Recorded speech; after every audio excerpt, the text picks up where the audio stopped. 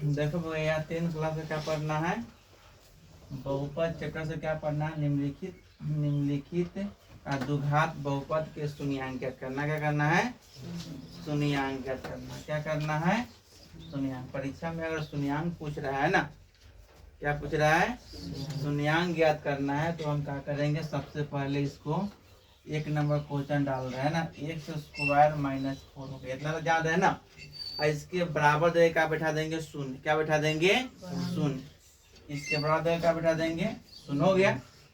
अब यह क्या है? a² - b² के क्रम पर है। a² - d² का सूत्र क्या होता है?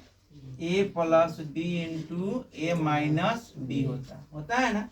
तो इसके क्रम पर है ना, इसको हम क्या करेंगे, या चिन्ह डाल देंगे, x² - 2 कर देंगे हैं।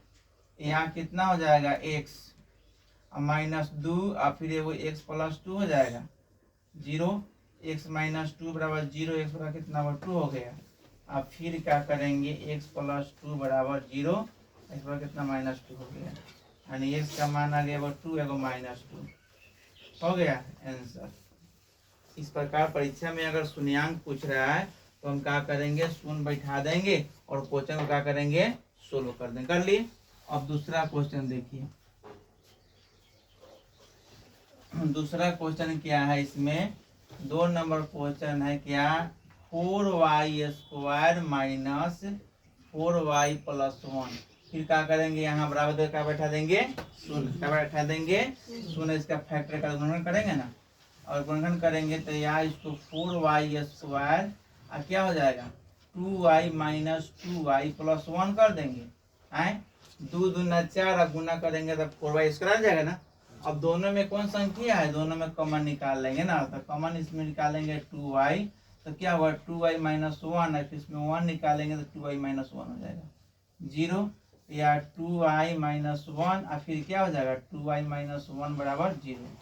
2y - 1 = 0, 2y बराबर कितना 1 और y बराबर 1/2 और फिर क्या हो जाएगा 2y - 1 = 0, 2y बराबर कितना 1 हो जाएगा, y बराबर 1/2 यानी y बराबर 1/2 और फिर क्या हो जाएगा 1/2। आगे इसका शून्यांक क्या करना है, शून्यांक हो गया। अब हो गया 3 नंबर का ना, 3 नंबर का अगर शून्यांक ज्ञात करना है क्वेश्चन को, तो यहाँ 3 नंबर डाल देते हैं ना। और क्या है, z² - 2z - 8 पर 0 बैठा देंगे, लिखेंगे z² - 2z - 8 बराबर 0 हो जाएगा। फिर क्या करेंगे, 4 दूना 8 हो जाएगा, और 4 में से 2 घटाएंगे तो क्या हो जाएगा माइनस, तो यहाँ z² - 4z + 2z - 8, या इसमें से कॉमन निकाल देंगे, या इसमें से कॉमन निकाले z - 4, इसमें से 2 निकालेंगे z - 4 = 0, यह हो जाएगा z + 2 और z - 4 0 हो जाएगा, या क्या हो जाएगा z + 2 = 0 और z बराबर कितना -2 हो जाएगा, और फिर क्या हो जाएगा z - 4 = 0 और z बराबर कितना हो जाएगा 4, तो z बराबर कितना हो जाएगा -2 एगो कॉमा कितना हो जाएगा 4। आ गया हमारा 3 नंबर क्वेश्चन बन गया। अब 4 नंबर क्वेश्चन को देखिए ना। 4 नंबर क्वेश्चन कह रहा है गति, इसी है ना, 4 नंबर को सोल्व कर लीजिए। कह रहा है 6t² - 3 बराबर 0 कर देंगे। अभी दोनों में क्या करेंगे, दोनों में 3 है ना, कॉमन निकालेंगे, कितना निकालेंगे 3 निकालेंगे, तो 6 यानी 3 निकाल देंगे तो क्या हो जाएगा 3 दूना 6 हो जाएगा, इतना लिख देंगे 3 दूना 6 हो जाएगा t²। उसके बाद में क्या करेंगे, इसमें से नहीं सॉरी क्वेश्चन गलत है, इसमें t है ना, इसमें क्या है t है ना, क्या है t है, तो इसमें से क्या करेंगे 3t अगर निकाल लेंगे तो क्या 2t - 1 हो जाएगा, 2t माइनस क्या हो जाएगा 1 हो जाएगा। और उसमें से अब क्या करेंगे, यहाँ 3t बराबर 0 हो जाएगा, 3t बराबर कितना हो जाएगा 0, t बराबर कितना हो जाएगा 0/3 यानी टी बराबर कितना हो जाएगा, वो 0 हो जाएगा। अब फिर दूसरा मान निकालना है, तो क्या 2t - 1 बराबर 0, 2t बराबर 1 हो जाएगा, t बराबर 1/2। तो t का मान क्या हो जाएगा, एगो होगा 0, एगो 1/2 आंसर हो जाएगा हमारा। यह 4 नंबर बन गया। और 5 नंबर क्वेश्चन देखिए।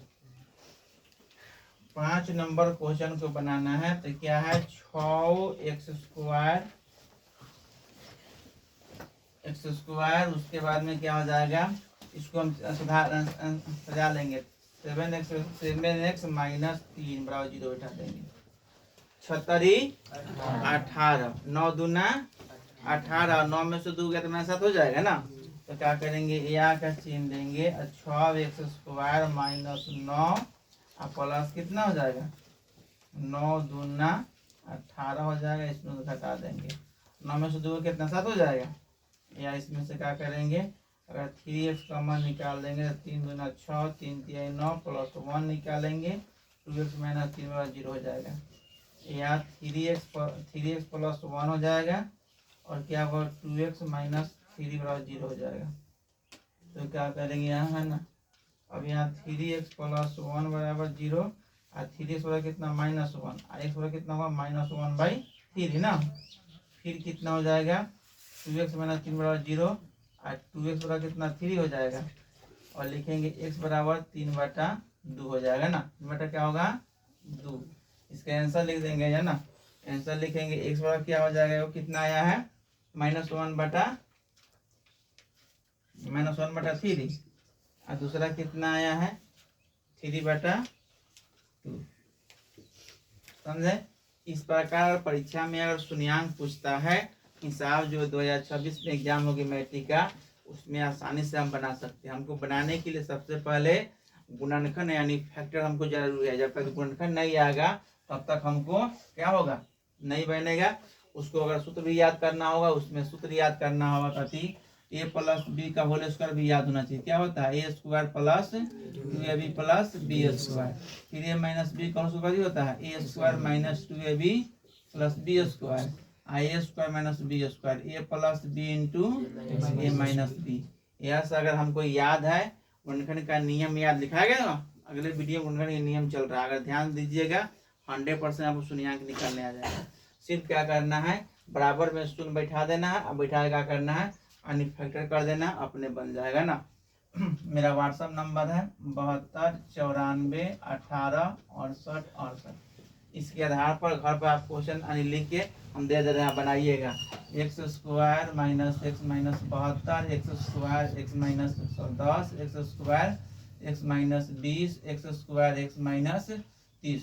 इसको आप क्या कीजिएगा, शून्यांक निकालिएगा, और बन जाता है, समझिए कि हमको शून्यांक निकालने आ गया। परीक्षा में आप आसानी से क्या कीजिएगा, बना पाइएगा।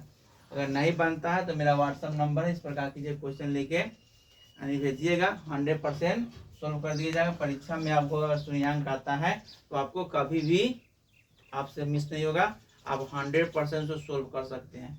और इस पैटर्न पर आप ध्यान दीजिएगा, तो परीक्षा में जब शून्यांक आएगा बनाने के लिए, तो आप 100% उस क्वेश्चन को यानी बना सकते हैं। हो गया।